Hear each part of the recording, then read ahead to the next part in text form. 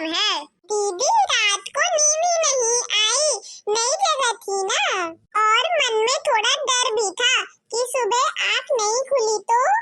अच्छा मेरी प्यारी देवरानी, जल्दी से घूंघट कर लो, अगर माँ जी आ गई तो हंगामा हो जाएगा। अच्छा ठीक है दीदी। अब चलो भी दोनों, क्या यहीं पर गपशप मारती रहोगी? अरे माँ जी हम तो बस आ ही रहे थे। अच्छा पता है ना कहाँ से जाना है और कैसे जाना है? हाँ हाँ माँ जी पता है, बस यही सब देवरानी जी को समझा रही थी। बहू जब भी कोई बड़ा तुम्हारे सामने खड़ा हो हमेशा घूंघट में रहना, और हाँ कम से कम बड़ों के सामने आना, और बिना घूंघट के तो कभी नहीं। ठीक है माँ जी। अच्छा चलो अब दोनों लोग जल्दी से आ जाओ। देखा देवरानी जी मम्मी जी का तेवर, मैं तुम्हारी जेठ जी से बहुत प्यार करती हूँ, इसीलिए अब तक सब कुछ निभा रही हूँ। अब देवरानी जी आपको भी इस घर के नियम सीख लेने होंगे। दीदी आप तो इतनी पढ़ी लिखी हो, लेकिन आप इन सब चीजों को ऐसे कैसे निभाती हो? देवरानी जी मेरे मम्मी पापा ने हमेशा यही सब सिखाया है, जैसे तुम्हारे ससुराल वाले तुम्हें रखे वैसे ही रहना, कहीं भी अपनी जुबान मत चलाना। और मैंने अभी तुम्हें थोड़ी देर पहले बताया ना कि मैं तुम्हारी जेठ जी की वजह से रुकी हूँ। दीदी शुरू में तो ये सब समझ में आता है, दीदी शुरू में ये सब तो समझ में आता है, लेकिन आपकी शादी को तो इतने साल हो गए हैं, उसके बावजूद भी आपको इस तरह घूंघट में रहना पड़ता है। हाँ और तुम्हें भी रहना पड़ेगा। क्या? अच्छा अब चलो जल्दी से बाहर, सभी पड़ोस की औरतें आ गई हैं तुम्हारी मुंह दिखाई के लिए, वरना थोड़ी देर में मम्मी जी फिर से हाजिर हो जाएंगी। अच्छा चलिए चलिए। अरे विमला ये कैसी बहू आई है तेरी? क्यों क्या हुआ जीजी? तुम क्या हुआ पूछ रही हो? देखो तो इसके ससुर जी अभी यहाँ सामने बैठे हुए थे, ये बिना घूंघट के थी। अरे काकी जी ये अभी नई बहू है, यहाँ के रीति रिवाज सीखने में थोड़ा समय लगेगा। हाँ जैसे तुम्हें आए हुए कितने साल हो गए और तुम अभी तक नहीं सीखी। बहू तुम दोनों को अपनी मर्यादा पता है ना, मुझे उम्मीद है कि मेरा सर सर्व से नीचे झुकने नहीं दोगी। अरे मम्मी जी आप चिंता क्यों करती हैं? मैंने पहले ही देवरानी जी को सब कुछ समझा दिया है, आपको टेंशन लेने की कोई जरूरत नहीं है। अच्छा चलिए जिस चीज के लिए बैठे हैं वो चीज करते हैं। हाँ भाभी आपने बिल्कुल सही कहा, लेकिन आप एक चीज भूल गयी। क्या ननद रानी? बिना ढोलक के गाना बजाना कैसे होगा? ये बड़ी बहू भी ना कोई चीज ढंग से कर नहीं सकती, हर चीज मुझे बतानी पड़ती है।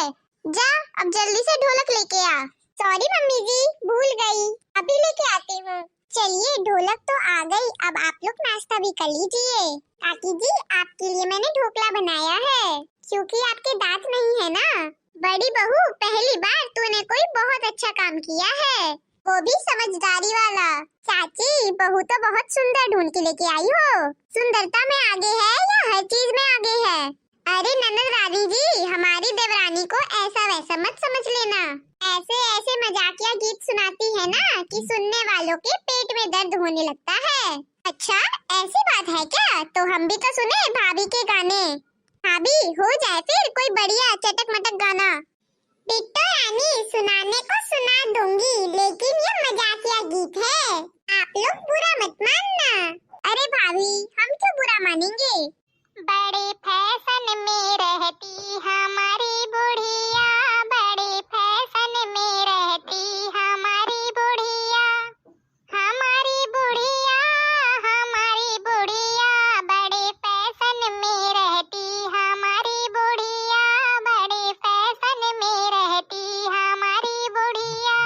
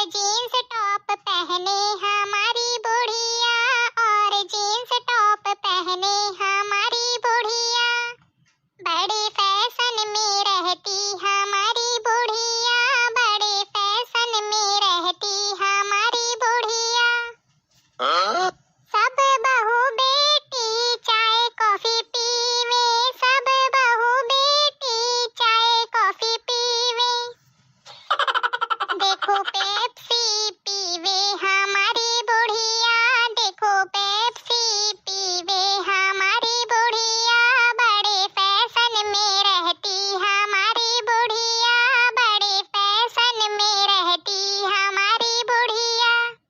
सब बहू बेटी इडली डोसा खावे, सब बहू बेटी इडली डोसा खावे, देखो पिज्जा मंगाती हमारी